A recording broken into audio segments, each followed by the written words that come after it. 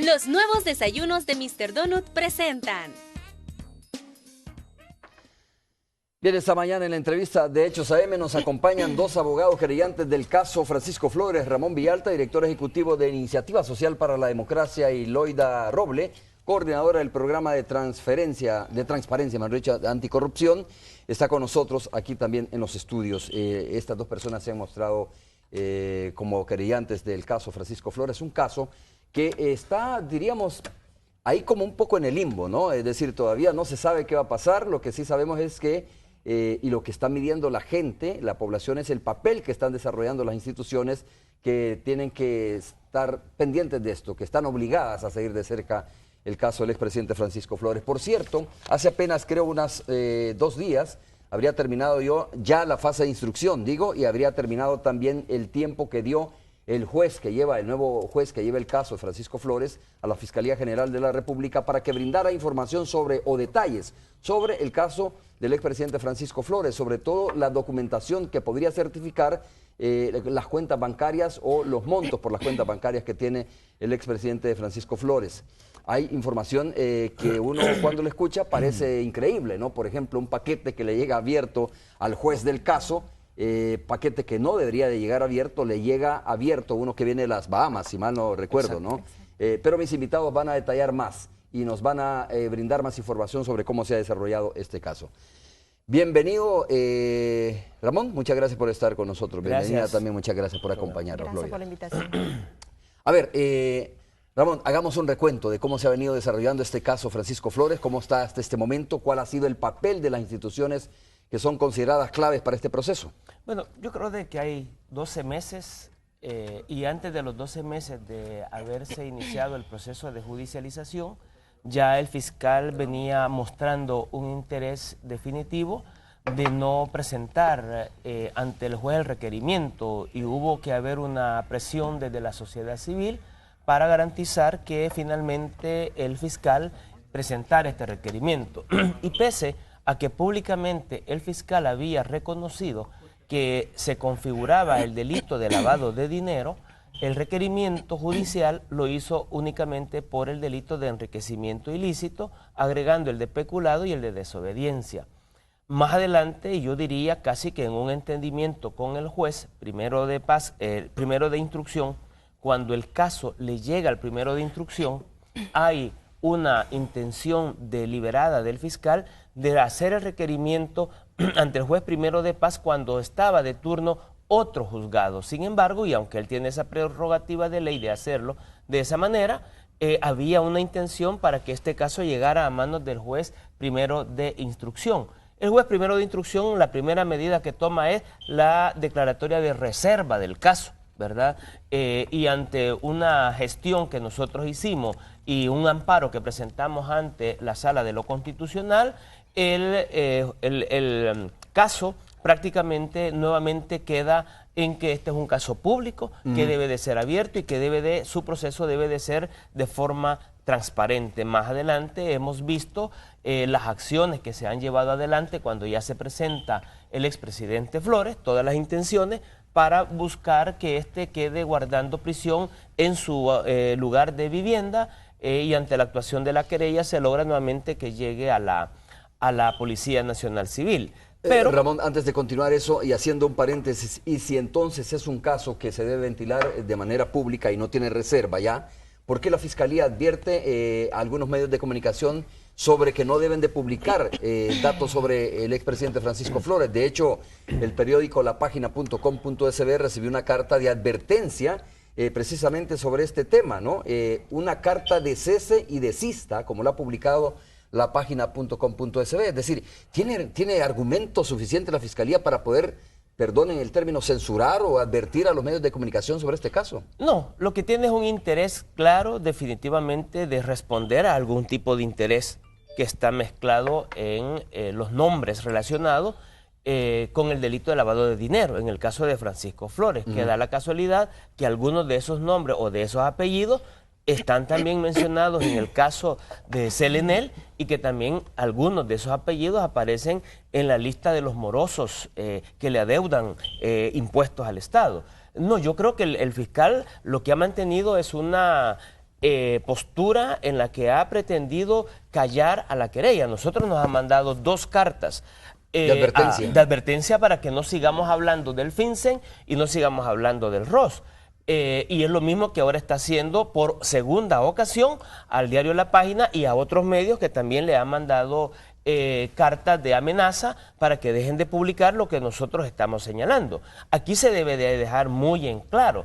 Número 1, nosotros le pedimos a la Fiscalía General de la República y el juez séptimo de instrucción le pidió al fiscal que presentara la documentación respectiva que probara que existe una sanción contra la Fiscalía o el Estado salvadoreño por parte de FinCEN con relación a la publicación de esos documentos.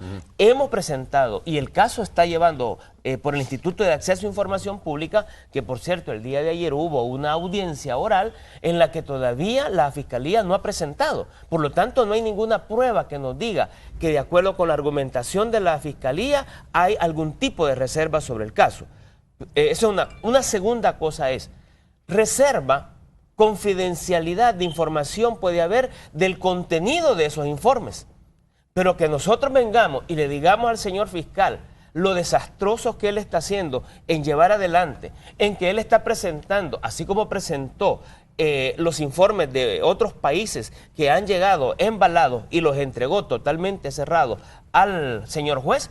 Lo curioso es que el único que entrega abierto, solo con información relacionada con los movimientos migratorios, pero no con los movimientos de tipo bancario, es el proveniente de Bahamas. Cuando lo que hemos visto y leído en distintos medios es que precisamente algunas de las cuentas o los viajes y los movimientos del expresidente Flores fueron precisamente a las Bahamas. Entonces hay un interés claro de mantener en silencio, de proteger, pero yo diría, está buscando proteger a Francisco Flores o está buscando proteger a aquellos que están también relacionados en el caso de Francisco Flores y que también están relacionados en el caso CNL. Loida, ¿qué lecciones te deja a ti o le deja a usted como querellante en el caso Francisco Flores este proceso? Bueno, definitivamente que hay toda una institucionalidad que se configura en relación a prevalecer la impunidad en este caso. Nosotros hemos tomado este caso como un caso ejemplarizante de combate a la corrupción y hemos visto en todo el proceso cómo diversas instituciones vinculadas en él han estado más bien en favor de proteger al imputado. En ese sentido, y retomando un poco lo que mencionaba Ramón, yo sí quisiera hacer énfasis en cuál es el actuar que ha tenido Fiscalía General de la República dentro de este proceso. Y me gustaría hacer énfasis porque en diversas declaraciones que ha dado el señor fiscal ha establecido que nosotros estamos queriendo llevar un juicio paralelo mediático. Entonces, sí me gustaría puntualizar cuál es el actuar que ha tenido dentro del proceso para conocimiento de la población y que eso perfectamente se puede investigar y corroborar en el expediente que está en el juzgado. Primero resaltar que según el Código Procesal Penal, en el artículo 304 establece que corresponde a Fiscalía General de la República dirigir la investigación. El fiscal practicará, dice, las diligencias y actuaciones, así como los actos urgentes de comprobación que no requieren autorización o intervención judicial. Podrá pedir informaciones de cualquier funcionario o autoridad, que es mucho de lo que se ha estado dando en este caso, los cuales estarán obligados a colaborar con la investigación y a resolver sobre las solicitudes e informes requeridos de conformidad con la ley. En ese sentido, de cuál es el actuar que debe tener Fiscalía dentro del proceso, y quizás no lo voy a puntualizar todo, pero sí voy a hacer un recuento de algunas actuaciones. Primero, que el señor fiscal hace declaraciones públicas en el contexto del caso CNL y todavía no se había iniciado el proceso contra Francisco Flores. En ese entonces, él expone a la prensa que se están haciendo investigaciones porque hay cierta vinculación del ahora imputado y que se está haciendo investigación en relación al delito de lavado de dinero. Posteriormente se hace la acusación contra Francisco Flores, pero no se incorpora este delito. Entonces, queda la duda de por qué inicialmente sí estaba siendo investigado al respecto y de hecho se hacen solicitudes al exterior de algunas investigaciones. Y luego se obvia, ¿no? Y luego se obvia y no se incorpora en este proceso que se lleva contra él. En el requerimiento fiscal no se incorpora. incorpora inicialmente el que nosotros conocimos como reporte de operaciones sospechosas y que él posteriormente dijo que no existía tal y que lo que existía era un informe de inteligencia financiera. Lo incorpora, pero posteriormente, sin haber sido traducido, lo pide al juzgado primero de instrucción en su momento que conocía el caso, lo solicita y el juez en ese momento, sin hacer notificación a las partes, a nosotros no nos notificaron al respecto, entrega inmediatamente el reporte al señor fiscal. Es que fue una diligencia, pero rápida. Lo incorpora y luego lo saca. Se solicita peritajes financieros y bancarios en un caso tan complejo de parte únicamente de la querella. Fiscalía, que era la llamada, a solicitar estos peritajes, en ningún momento los solicita, sino que es la querella la que los solicita, y en este momento estamos en una etapa en que se están devolviendo esos ¿Esta fue una diligencia informes. que tuvo que haber practicado la Fiscalía? No, pero sí no? tuvo que haberla solicitado dentro del proceso, pero también la obvió, o sea, son parte de... La lógica te dice a ti que si es una investigación y un delito que tiene implicaciones financieras y bancarias, tú tenés que pedir la investigación de un es parte perito. del proceso, ¿no?, de fortalecer las pruebas contra el imputado. Exacto. Y en este caso no se hizo eso. En este caso no se hizo, se hace a solicitud de la querella. Bueno, no solicite esos peritajes, no ha presentado informes sobre tarjeta de registro de firmas del Citibank en relación a la cuenta del Centro de Estudios Políticos Dr. Antonio Rodríguez Por. Esto para que, para que se determine la vinculación que este instituto pudo haber tenido en relación al manejo de los fondos que vinieron. Entonces, Loida, ¿cómo describes todo esto? Bueno, es una serie de actuaciones y omisiones en determinado momento que a ti te indican que hay un interés de parte de Fiscalía General de la República de prevalecer al imputado.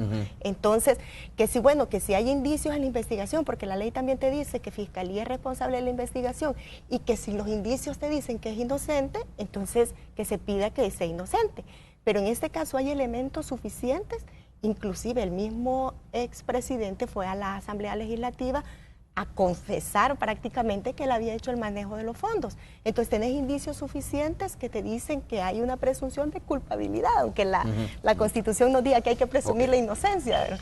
Loida, Ramón, vamos a interrumpir brevemente la entrevista, vamos a regresar en breve para ver qué giro ha tomado después de este cambio de juzgado, ¿no?, en el caso de Francisco Flores, y qué posibilidades hay de que al final se incorpore el delito precisamente de lavado de dinero, que es lo que no se ha incorporado.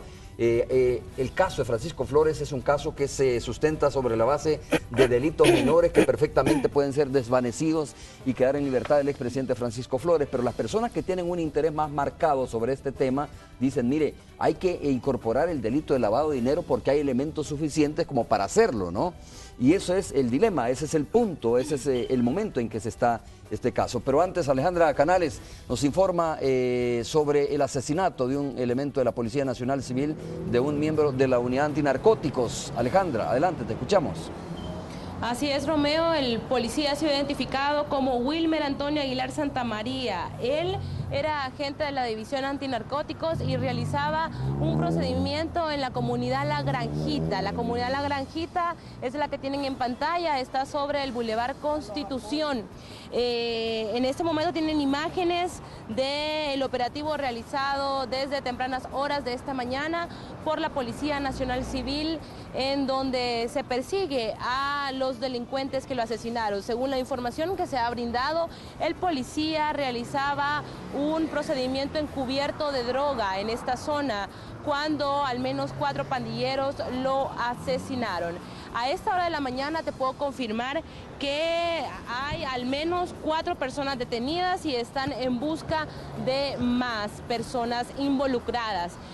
Como el caso tiene relación a la División Antinarcóticos, hasta caninos han venido hasta este lugar, puesto que esta es una comunidad que se ha caracterizado por la venta de estas sustancias. De hecho, varias veces la policía ha realizado operativos y pues a esta hora, te confirmo, aún se desarrolla el operativo, repetimos, en la comunidad La Granjita sobre el Boulevard Constitución. Una baja más para la institución policial. Esto es lo que tenemos en la emisión del mediodía. Vamos a ampliar los detalles. Romeo. Alejandra, ¿me escuchas? Sí. ¿A qué hora fue este hecho, Alejandra? Fue alrededor de la 1:30 de la mañana, 2 de la mañana, cuando la gente se hacía pasar por un comprador. Él llega hasta este lugar y pide droga, pide comprar droga. Sí, claro, claro. Como un agente infiltrado, claro. ¿Cómo? Como un agente infiltrado, tal como tú lo dices. Claro, en ese procedimiento encubierto es cuando al parecer los pandilleros se percatan de la situación y disparan y lo asesinan. Alejandra. Sí, al te parecer escucho. hay una persona lesionada también, Romeo, estamos confirmando esa información. Muchas gracias, Alejandra, por el reporte del asesinato, lamentablemente, de un agente de la Unidad Antinarcóticos de la Policía Nacional Civil. La policía está desarrollando, tal como dice Alejandra, un fuerte operativo en la zona. Esto sucedió, oigan usted, a la 1 de la mañana. Vamos a hacer la pausa, regresamos.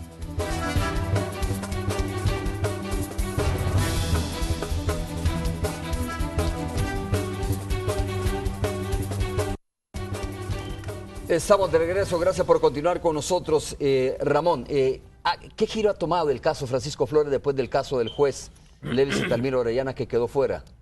Bueno, yo, Romeo, quisiera tomarme aunque sea un par de segundos para señalar. Número uno, el fiscal general de la República está atentando de forma autoritaria, hecho que solo sucede en países totalitarios, el derecho establecido en el artículo 6 de la Constitución sobre la libertad de expresión. Este es lo mismo que está haciendo la ANEP con relación a transparencia activa, pretendiendo que no se publiquen información que es de trascendencia para la sociedad salvadoreña.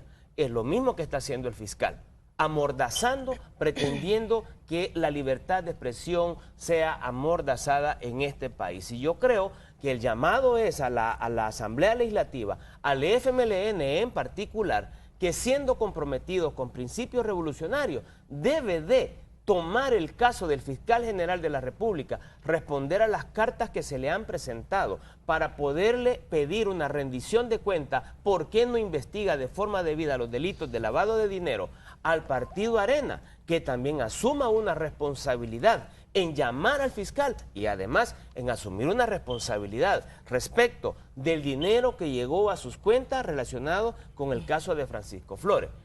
¿Cómo ha girado el caso con el juez séptimo de instrucción? Obviamente, de un proceso que se pretendió mantener en reserva, de un proceso en el que vimos a un juez que no generaba las diligencias necesarias, aun cuando por parte de la querella se le solicitaban, retardaba en buena medida el procedimiento que debía de seguir, se peleó con la Procuraduría de Derechos Humanos. Obviamente, el juez séptimo de instrucción abrió un proceso mucho más transparente, ha cumplido de forma debida con los plazos requeridos por la ley, tal y como él se comprometió, pidió a la Procuraduría para que nombrara a un delegado que estuviera permanentemente en el proceso, ha diligenciado todo aquello que él ha considerado que a solicitud de la querella se le ha presentado o por la iniciativa que él como juez independiente tiene para poder buscar elementos que indiquen o sustancien de mejor manera el proceso.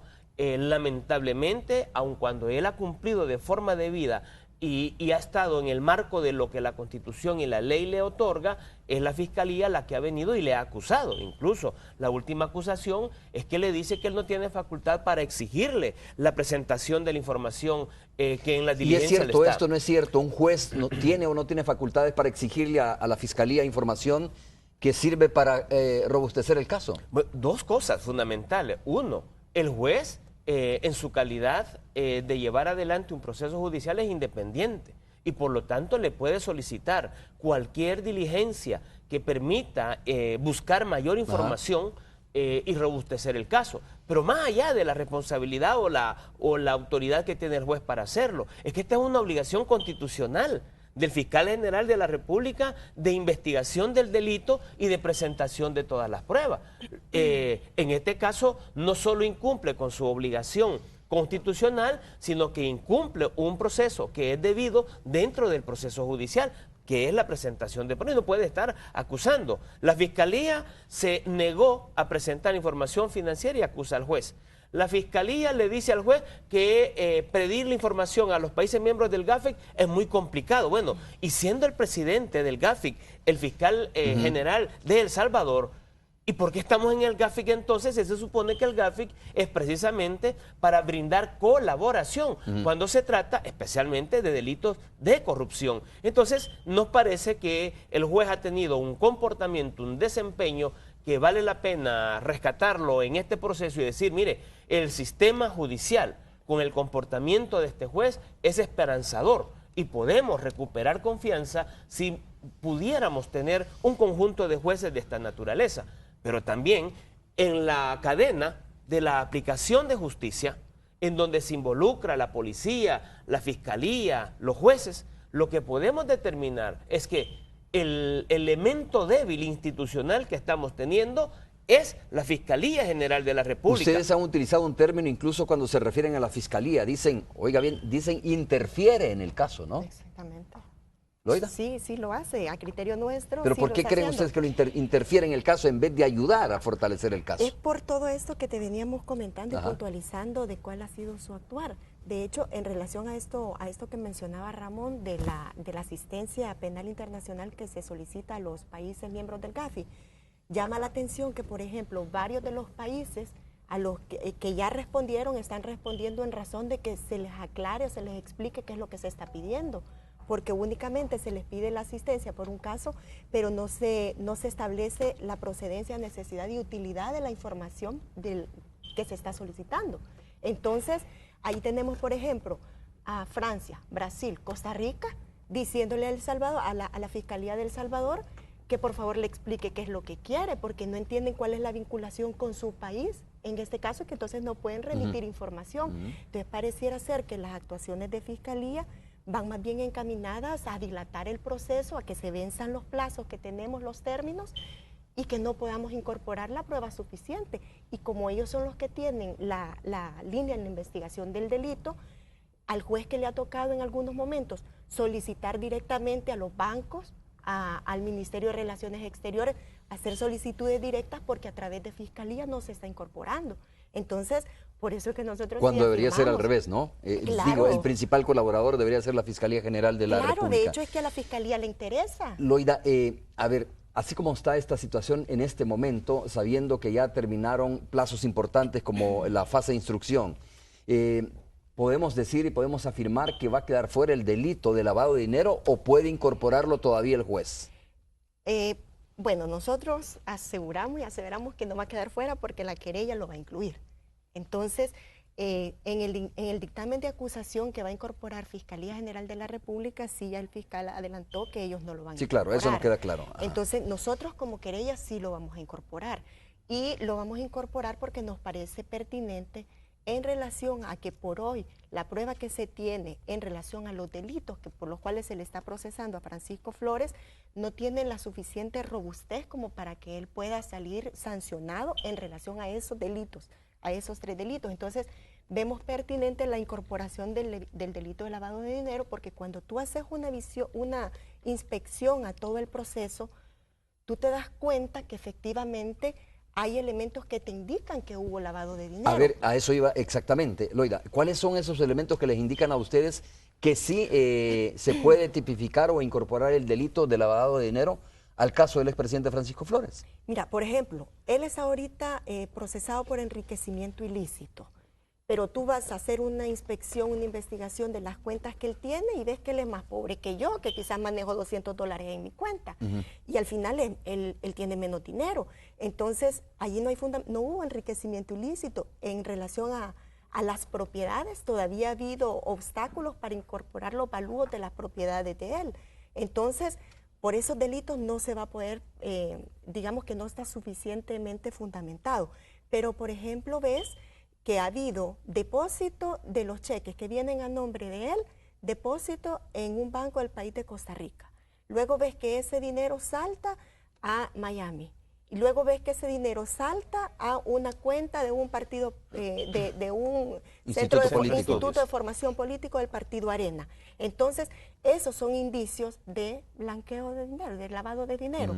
Entonces, las acciones que se identifican y el comportamiento y la cadena que llevó ese dinero te dan los indicios de que efectivamente hubo lavado de dinero.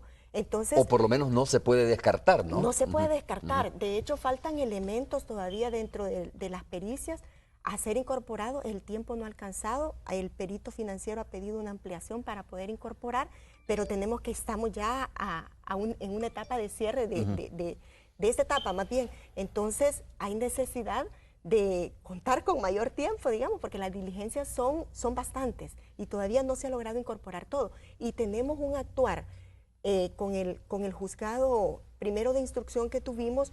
Nosotros veíamos permanentemente cómo se iba dilatando cada actuación. De hecho, en mucho del tiempo en el que se ventiló el caso en el juzgado primero de instrucción, el enfoque que se le estaba dando era en relación a que si el señor Francisco Flores iba a estar detenido en la policía o si iba a estar en su casa, que por humanidad, por la defensa de los derechos humanos, a nosotros nos parecía pertinente, pero se dilató mucho el caso viendo eso y se olvidó lo otro. Entonces, por eso es que nosotros se aseguramos. Ramón, quiero escuchar tu opinión respecto a este mismo tema, la misma pregunta. ¿Qué elementos desde el punto de vista de Iniciativa Social para la Democracia hay que puedan configurar el delito de este lavado de dinero en el caso del expresidente? Sí.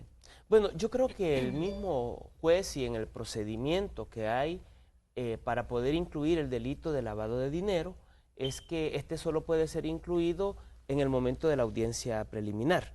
Antes no se puede incluir. El delito se puede incluir a petición de la Fiscalía, pero también puede ser incluida a petición de la querella y finalmente también puede ser incluido por decisión propia del juez. Si es por decisión propia del juez que lo puede incluir, el requisito que debe de cumplir es que debe notificarlo con la debida anticipación por efectos del derecho de la defensa, de manera que la defensa pueda prepararse, y esta notificación el juez ya la hizo.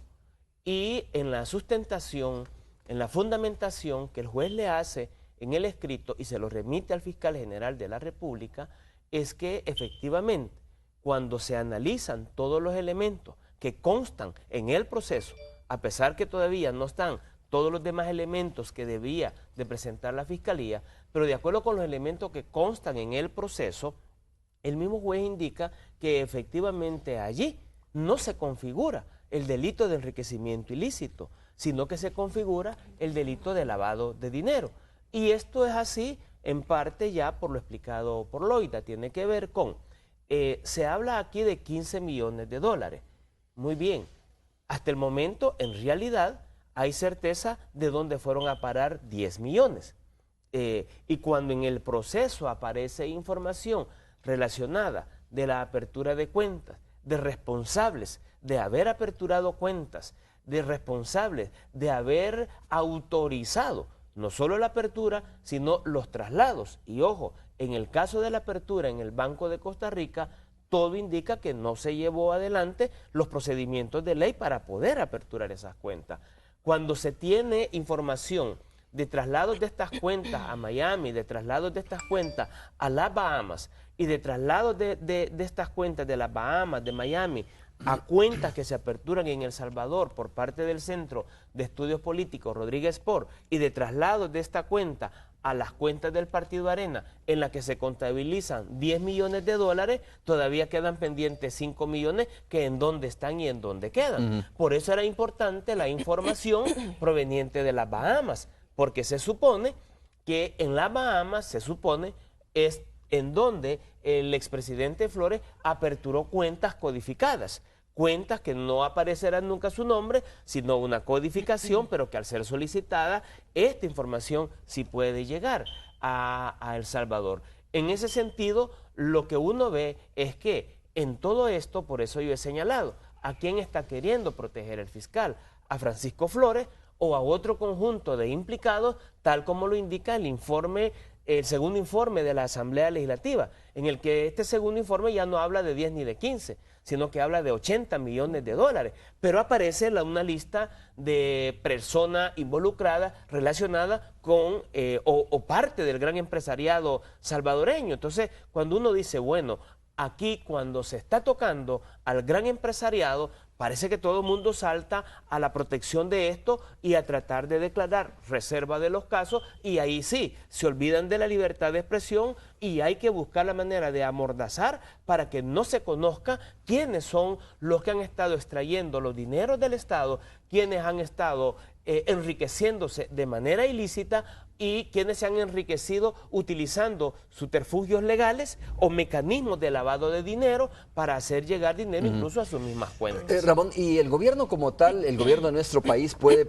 solicitar esa información a Bahamas o no lo puede hacer? Digo, ya lo ha hecho el fiscal, pero ya sabemos qué pasó, ¿no? Bueno, el juez lo ¿Se hizo. puede como tal? Sí, lo que pasa es que el juez lo hizo en el momento que la Fiscalía General de la República se niega prácticamente.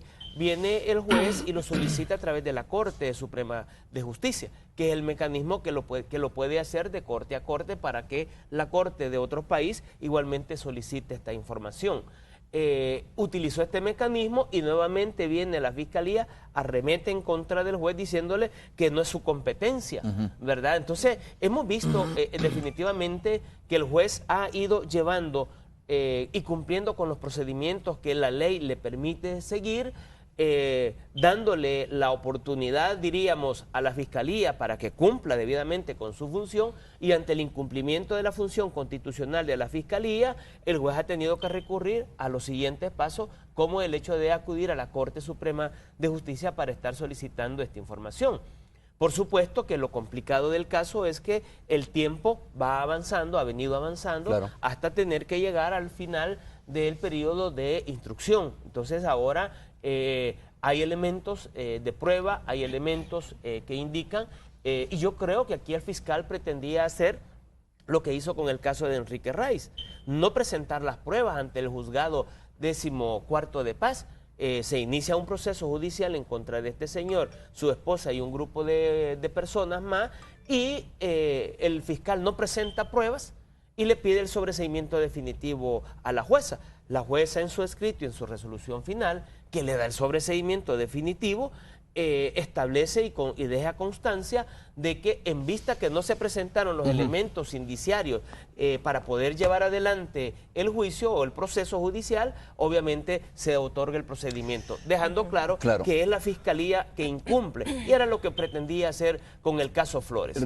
Ramón, Loida, hace 2 días, ¿no?, en el programa Bola al Centro en la Radio 109, conversando con Ramón y otros invitados, estaba Félix Garrizafi, estaba Félix Ulloa, hacíamos una reflexión y yo les preguntaba a ustedes, no siempre cuando el Ministerio Público o la Fiscalía, como se le conoce, acude a los tribunales, les preguntaba yo, acude a los tribunales con un caso es para hacer justicia, sino más bien algunas veces, no estoy hablando por este fiscal, no por esta Fiscalía, estoy hablando por el comportamiento que muchas veces tiene el Ministerio Público. Claro.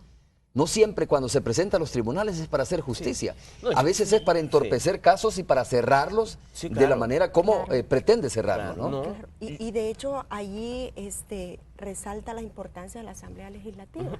Porque la Asamblea Legislativa es la responsable de los funcionarios de segundo grado que elige. Entonces tenemos por hoy que han habido varios fiscales que han venido eligiendo y que el comportamiento de la Fiscalía ha venido en esta misma dinámica. Pero porque dentro de la Asamblea no se identifica bien la idoneidad o la moralidad o el perfil de la persona que se está nombrando, en este caso como fiscal general. Y en ese mismo sentido, nosotros también le determinamos cierta responsabilidad a la Asamblea Legislativa en cuanto a cómo se está ventilando este caso, porque nosotros hemos acudido a ellos, a las y los diputados de la Asamblea, para que ellos se pronuncien en relación a varias peticiones que les hemos hecho. Y por hoy tenemos a una Asamblea Legislativa que estaba dedicada al proselitismo electoral en este periodo y que es válido, pero también siguen recibiendo su salario y tienen un deber para con la población. Entonces, en este caso, es corresponsable también la Asamblea Legislativa por el tipo de funcionarios que está poniendo. Nosotros como FEPAD hemos venido realizando un trabajo sistematizado de trasladarle la idoneidad de los perfiles de las personas que se eligen, y vemos a una Asamblea Legislativa que sigue eligiendo a personas más en relación a los intereses políticos que tienen que en relación al interés de la sociedad. Ok. Vamos a hacer la pausa, regresamos en breve.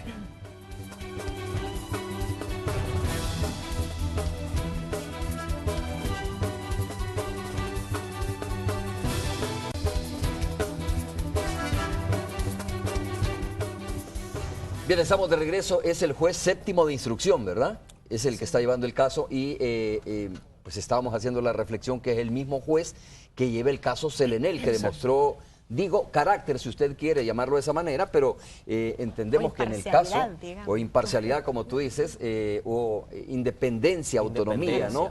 En sus resoluciones, en los casos que está siguiendo. Porque ayer varios implicados en el caso Selenel se quedaron sorprendidos ante la decisión del juez séptimo de instrucción, que es el mismo juez que lleva el caso Francisco Flores. Sí. ¿Ustedes van a seguir respaldando la actitud del juez Ramón? Bueno, sí. Quisiera, Romeo, por tu pregunta anterior, referirme a el fiscal. Definitivamente, yo creo que la Asamblea Legislativa debe de ponerle mucha atención al cumplimiento de las funciones que está teniendo el fiscal. Y es que no solo es en el caso Flores que ha tenido este comportamiento. Ya mencionaba yo el caso de Enrique Raiz, en el que pidió sobreseimiento definitivo, pero hay otros casos en donde la Fiscalía no solo pide sobreseimiento, sino que cuando hay una condena pide modificación de penas. Caso del exdirector de Correos Nacionales, que fue condenado a 9 años y por petición de la Fiscalía se redujo la pena a 3 años. Esa pena es excarcelable y el hombre fue a parar a su casa. Hay una serie de casos en la que se está viendo un comportamiento de lo que nosotros le llamamos aperturar y judicializar casos para poder cerrar casos. Es decir, que en la medida que se apertura y se judicializa un caso y lleva a una etapa de sobreseimiento definitivo, lo que ya no se puede hacer es volver a acusar a esa persona por el mismo delito. Cuando nosotros estamos viendo con preocupación lo que ocurre en todo lo relacionado con la delincuencia en El Salvador y vemos que la mayoría de casos que son trasladados a los jueces se caen y casi la mayoría se caen por fallas dentro de la Fiscalía o del procedimiento fiscal, uno dice, bueno, y en tantos años la Fiscalía y los fiscales no han aprendido. ¿Por qué cometen siempre los mismos errores? ¿Será que en la cadena, como yo decía, de la aplicación de justicia, y como recomienda el señor, no me gusta mucho la propuesta del señor Juliano, pero bueno, él habla de que uno de los temas a tratar es el de la corrupción. Hay que identificar de qué corrupción hablamos y en dónde está la corrupción dentro de los procesos de la aplicación de justicia, y yo creo que vale la pena que la Asamblea ponga mucha atención en el desempeño que está teniendo la Fiscalía y en particular el Fiscal General de la República. Desde luego que aquí estamos frente a una situación, como lo hemos dicho, que el caso Flores para nosotros es un caso particular, ejemplarizante, pero en el marco del procedimiento de la aplicación de justicia, en este caso, podemos demostrar el desempeño y el comportamiento de los funcionarios y de las instituciones. Y aquí está quedando demostrado en dónde es que tenemos las fallas. Dice el fiscal, lo dijo públicamente, de que ustedes están queriendo hacer un juicio mediático. Dijo, infórmense. Yo les invito a que se informen de este caso, dijo, para que no estén haciendo un juicio mediático, como queriendo decir que ustedes desconocen cómo está el proceso judicial, ¿no? Yo creo que el fiscal quisiera habernos callado, nos amenazó que nos va a meter preso y etcétera, pero nosotros venimos de vivir la situación del conflicto de El Salvador y hemos estado comprometidos con la democracia y con la transparencia de este país. Y obviamente ante el comportamiento equívoco de un funcionario público como lo está haciendo el fiscal, obviamente nosotros no nos vamos a amedrentar y vamos a tener que denunciar cuando hay amenazas de esta naturaleza. Por supuesto que nos informamos y justamente lo que no le gusta al fiscal es que estemos diciendo los elementos del mal desempeño que él está teniendo y estemos señalando que aquí hay la configuración de otros delitos que él tiene la responsabilidad de pedir que se incluyan y no lo está haciendo.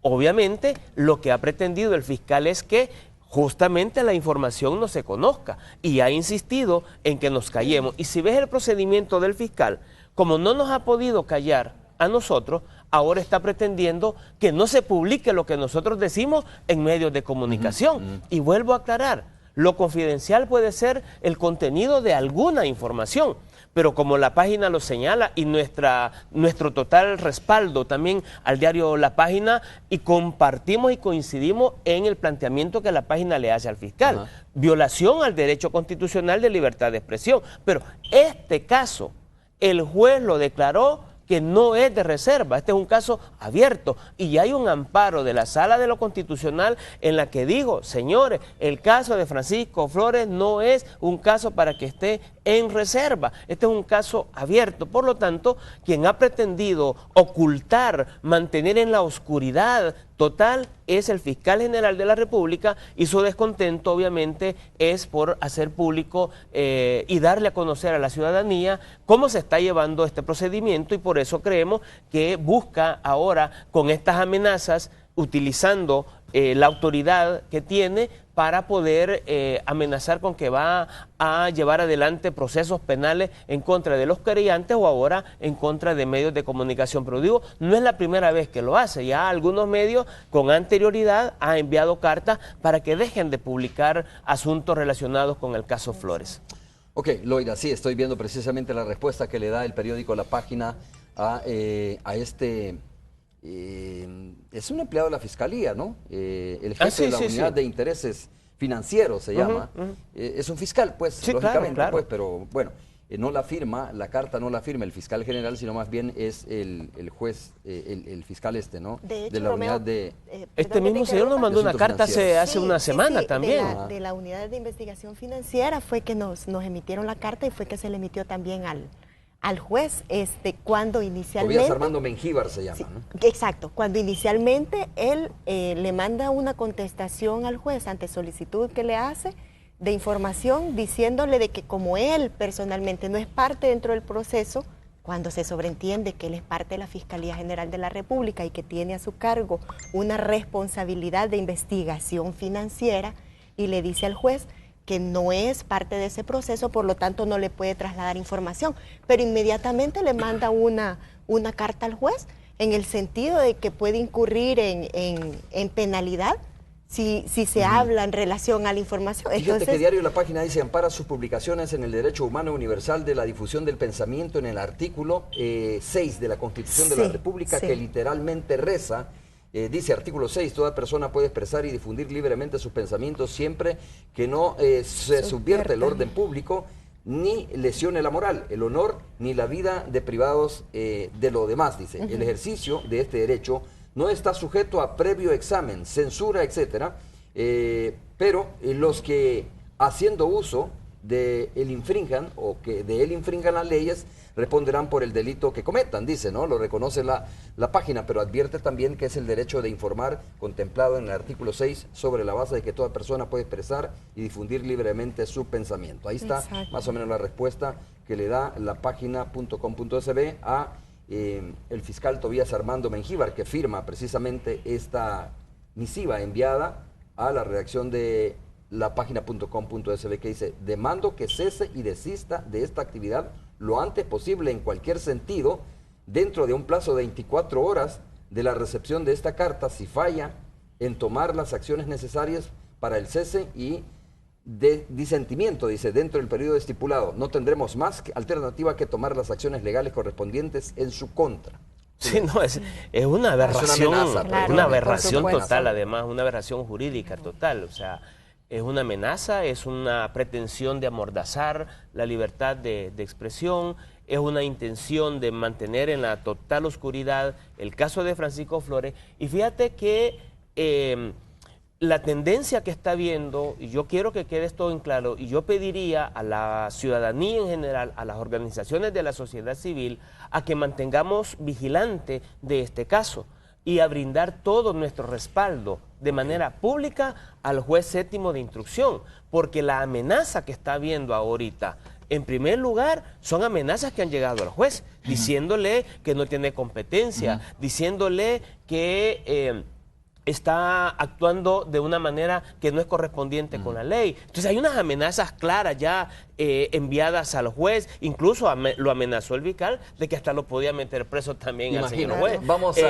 entonces, creo de que aquí hay un problema de amenazar por una parte al juez y por otro lado de intimidar, de amedrentar. Y por otro lado de intimidar a medios de comunicación para que la etapa en el que se va a llevar adelante la audiencia preliminar y la apertura probablemente a juicio de este caso se lleve en la total oscuridad. De eso es lo que estamos Vamos hablando. a saludar a Tony Cabezas en la radio 109. ¿Qué tal, Tony? ¿Cómo estás? ¿Cómo te va? Nos quedamos ahí, pastor, porque ya estamos, estamos en cámara. Están hablando... Si se ponen los audífonos, por favor. Están hablando de las acciones del Consejo Nacional de Seguridad y Convivencia, ¿no? En el marco también de estas recomendaciones de Giuliani, De supongo. Giuliani, es así, Ajá. está con nosotros el pastor Mauricio Navas. Un saludo para tus invitados en el estudio. Estoy viendo a Ramón Villalta, que estuvo aquí con nosotros también en el Bola al Centro el miércoles. Correcto, y está Loida también con nosotros de FESPAD. Hola, Loida. Hola, hola. mucho. El pastor nos estaba comentando de que, bueno, han acogido muy bien estas recomendaciones de Giuliani,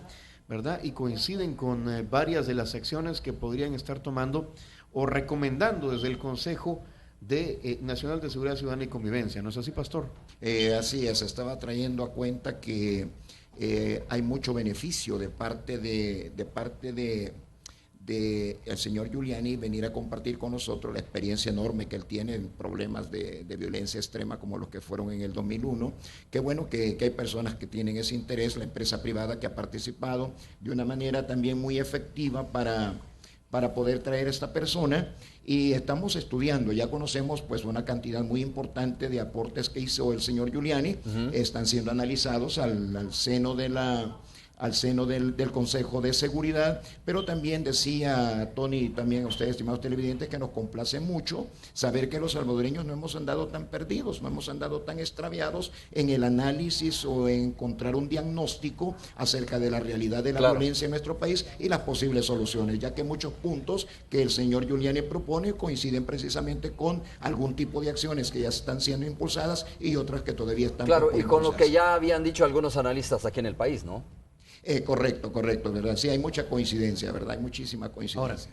todas estas acciones, un banco de ADN, más cámaras en todo el Gran San Salvador, el área metropolitana, una policía científica, mejor acondicionamiento de las prisiones, todo eso requiere recursos, pastor. ¿De dónde? Y pareciera ser que ha sido uno de los grandes obstáculos que hemos tenido a lo largo de los años para poder encontrar más rápidamente la solución de este problema de la violencia. Yo siempre recordaré que han habido esfuerzos en diferentes áreas de la vida nacional por proponer, hacer propuestas relativas a la solución del problema, pero que han tenido como una especie de muralla que no se ha podido traspasar por la escasez que ha habido del factor económico, que es sumamente importante y necesario para este asunto, ¿no? Bueno, Tony, estamos conversando con mis invitados sobre el caso del expresidente Francisco Flores y sobre la actuación de la Fiscalía General de la República. No sé, así en el tiempo que nos queda, así, Es que... Ramón y Loida nos pueden hacer no sé, ¿no? Resumir un poco, Loida. Un ¿Cómo mega están viendo? Un resumen. mega resumen. Solo quiero exactamente. decir, parte de lo que dijo Giuliani habló sobre la corrupción. Claro. Exactamente. Claro, sí. Dijo, si no resuelven el tema también de la corrupción, pues entonces estamos fritos porque eso no le corresponde solo a la PNC, le corresponde Claro. a otras instituciones. Bueno, y retomando entonces estas recomendaciones que nosotros como FESPAD no compartimos mucho, pero efectivamente el combate a la corrupción es importantísimo para el país, ¿verdad? Pero hay que determinar, decíamos anteriormente acá, de dónde es que viene la corrupción. Llamémosle corrupción, decíamos, al actuar que está teniendo Fiscalía General de la República en este caso, porque la corrupción no únicamente versa sobre el dinero, sino también sobre las actuaciones de los funcionarios y funcionarias en las instituciones. O acciones que favorecen la Claro, corrupción. entonces hay que hacer un estudio, una investigación muy detallada en relación a de dónde es que está saliendo esta corrupción, y también el llamado a la población en el sentido de que cuando sale un funcionario de una institución y no sale enriquecido, culturalmente aceptamos la corrupción porque nos extraña que el funcionario no haya salido enriquecido. Entonces, eso hay que cambiar esos patrones también, porque la corrupción definitivamente afecta el nivel de vida de la población. Oye, Ramón, yo quiero cerrar con la siguiente pregunta porque tengo que ir casi a la pausa. ¿Qué expectativas tienen ustedes ya en el caso de Francisco Flores? Bueno, de hecho nosotros presentamos ya para más tardar el 13 de mayo el escrito de acusación en el que, tal como ya hemos señalado, vamos a incluir la petición del delito de lavado de dinero. Nosotros esperamos que con el anuncio que hizo el juez, él lo incluya en la audiencia preliminar y esperando que los elementos que él ha ido recogiendo, informes entregados por Cancillería, el informe de la Asamblea Legislativa y otra serie de información que él requirió, sean elementos suficientes como para poder demostrar que sí hay el cometimiento de este delito y pueda aperturarse a juicio tal como se está dando ya ahora en el caso Selenel. Entonces, brevemente referirme a que efectivamente el fiscal ha pretendido y pretende mantener en la oscuridad, que está teniendo un comportamiento totalmente autoritario, totalitario, pretendiendo amordazar la libertad de expresión. Yo he hecho un llamado al FMLN y a Arena para que en la Asamblea Legislativa llamen a pedirle una rendición de cuentas al fiscal general de la República y puedan iniciar un proceso de antejuicio para su destitución, a Asder a que se pronuncie en este caso por las amenazas contra un medio de comunicación que está haciendo el fiscal general de la República. Muy bien, Tony. Muchas gracias, acabó el tiempo. Gracias, un saludo a todos allá en el estudio. Nosotros los invitamos a que se vengan aquí a la 102.9, ¿verdad? A escuchar la entrevista con Saludos, el pastor nosotros Mauricio hacemos Navas. una breve pausa comercial, regresamos ya para el cierre de Hechos AM en este viernes.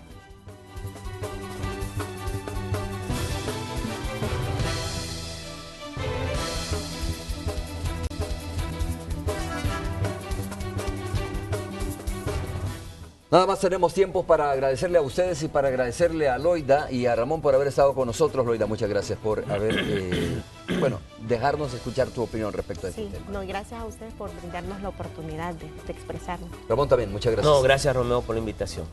Gracias a ustedes, nos vemos el día lunes a las 5:30 de la mañana, es todo. Buenos días. Los nuevos desayunos de Mr. Donut presentó